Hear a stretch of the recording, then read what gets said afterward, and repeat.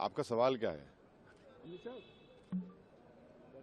आपने कहा कि जेपीसी का जो रिपोर्ट है उसके अनुसार वक्त पर कंट्रोल होगा, लेकिन हम 1 इंच जमीन नहीं देंगे, चाहे दरगाह हो या मस्जिद। देखिए, जो फाइनल रिपोर्ट दी गई है और जो बीजेपी के एमपीज ने जो अमेंडमेंट्स दिए, जो उनकी न्यूमेरिकल स्ट्रेंथ के ऊपर उन्होंने उसको पास करवा लिया, और अपोजिशन ने जो अमेंडमेंट्स दिए उसको हम लोग पास नहीं करवा सके क्योंकि हमारे पास स्ट्रेंथ नहीं थी। सच्चाई ये है कि पहले तो आप ये जानिए कि वक्फ बोर्ड जो है वो मुसलमानों के उन प्रॉपर्टीज़ के लिए है जिसको हमारे बुजुर्गों ने दान दिया था, अपनी प्रॉपर्टी को दान दिया अल्लाह के नाम पर। उसमें मेंबर आप बना रहे हैं नॉन मुस्लिम को नंबर 1, और उसमें नॉमिनेट करेंगे, इलेक्शन नहीं होगा अभी स्टेट वक्फ बोर्ड में। आप नॉमिनेट करेंगे तो उसमें मेजॉरिटी नॉन मुस्लिम मेंबर्स भी हो सकते हैं उसमें। सेंट्रल वक्फ काउंसिल में भी ऐसा ही होगा। दूसरी बात यह है कि limitation act Hindu endowment board पर, सिख के गुरुद्वारा के ऊपर, क्रिश्चियंस पर अप्लाई नहीं होता, तो वक्फ बोर्ड पर क्यों लिमिटेशन एक्ट अप्लाई करने जा रही है सरकार? तीसरा यह है कि कलेक्टर या उसके अबाव ऑफिसर्स को कोई पावर ही नहीं है, आप उनको पावर देकर एग्जीक्यूटिव कंट्रोल करना चाह रहे हैं। चौथी बात यह है कि वक्फ बाय यूजर, जो वक्फ बाय यूजर है जिसको बाबरी मस्जिद, राम मंदिर में सुप्रीम कोर्ट ने अपहेल्ड किया, उसके पैराग्राफ्स लिखे उसके बारे में, उस जजमेंट के मुताबिक राम मंदिर बन गई, और उस जजमेंट में जो वक्फ बाय यूजर के बारे में सुप्रीम कोर्ट ने कहा है, सरकार उसके बरक्स, उसके ऑपोजिट काम कर रही है।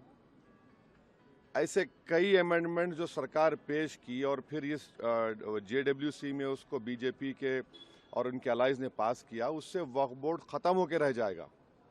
ऑन पैरिटी, जब हिंदू एंडोमेंट बोर्ड्स में नॉन हिंदू नहीं बन सकता तो नॉन मुस्लिम कैसे बनेगा? यहाँ पर सिर्फ गुरुद्वारा प्रबंधक कमेटी में सिख ही बन सकता है।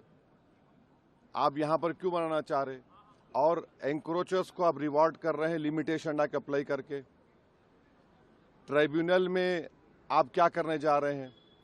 तो ये तमाम चीज़ें, उससे एक ही मकसद है कि जितनी वक्फ प्रॉपर्टीज़ है सरकार उसको छीनना चाह रही है, जिसमें मस्जिद भी है, दरगाह भी है, खानखा भी है, कब्रस्तान भी है।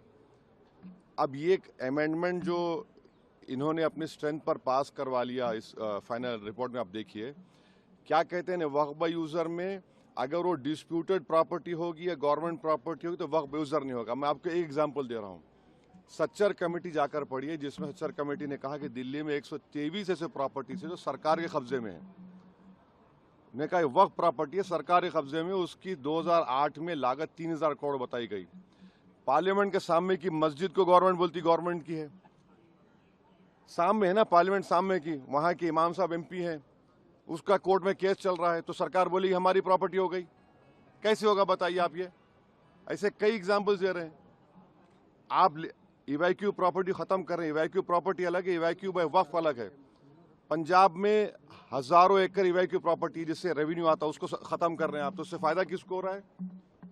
सिर्फ नफरत की बुनियाद पर मुसलमानों की प्रॉपर्टीज को वक्फ की प्रॉपर्टीज छीनने के लिए। और एक बात समझिए, ये वक्फ की जो प्रॉपर्टीज है वो हमारे लिए एक वर्शिप है।